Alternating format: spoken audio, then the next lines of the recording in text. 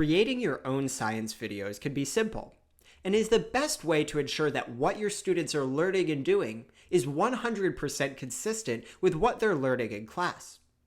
There are all sorts of videos you can create. You can record slideshows where you introduce content or vocabulary. You could record experiments and have students watch, observe, and question what they see happening.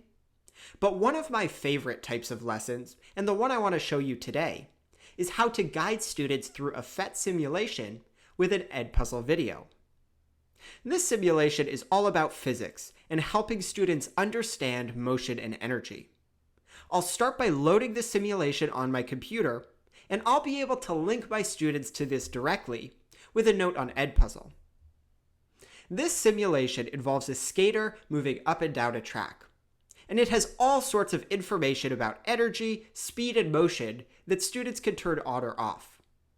They can vary different aspects of the simulation, use different tracks, or even build their own tracks. So it's a fun simulation that we're going to use to have students explore ideas of energy, position, and motion. To make this into a lesson, I'm going to explain what I want students to be doing and observing. I'm going to give them questions to reflect on. And finally, I'll explain the content myself so students can turn their observations into formal understandings. Now, to build the actual video, I'm going to use Screencastify, but you can use any screen recorder that works for you. So I'll start recording, and here we go. Hello, class. Today you're going to be exploring this simulation and seeing what you can learn about the physics of motion and forces. The first thing I want you to do is spend 3 or 4 minutes exploring the simulation and getting a sense of what it does. Experiment with the different track types, and you can even build your own if you want. Try out some of these graphs and change the settings to observe what happens. When you're done exploring, click Continue to start the lesson. Now let's start exploring what's actually happening in this simulation.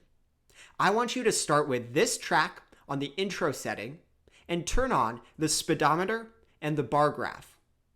Now place the skater on the track, and I want you to observe the potential energy bar. What are 2 to 3 things you notice about the potential energy as the skater moves? I hope you noticed that when the skater's at the top of the ramp, the potential energy is very high. So at the top of the ramp, the potential energy is high. When the skater is at the bottom, the potential energy is very low. Based on this, what do you think potential energy is caused by? Well, this example seems to show us that potential energy is caused by the height of the skater. Now let's observe kinetic energy. What do you notice about how kinetic energy changes as the skater moves? And I could go through this process, letting students observe, reflect, and experiment with different aspects of the simulation. I'd prompt them on what they should be observing, ask them to write out those observations, and then clarify and explain myself. For this demo, though, we'll stop recording here. And now that I have my recording, I can upload it directly to Edpuzzle. I'll just come and click this Upload to Edpuzzle link, and then click Import. I could also download the video file and upload that to Edpuzzle if needed. Once the video has uploaded and processed, we can head straight over to Edpuzzle's video editor and embed some questions. Add questions at the points where you actually asked questions or gave students prompts. I first told students to go explore the simulation at the beginning. So we can add a note that says, open this simulation and explore everything it can do for 3 to 4 minutes. Then click Continue to move on. This way students can access the simulation and explore, and the video will not resume until they click Continue. The next question I asked was what they observed or noticed about the potential energy of the skater. So I'll embed an open-ended question and say, experiment with the simulation and write down 2 to 3 things you observed about the potential energy of the skater in this simulation. Students will experiment, they'll write down those observations, and then the video will continue.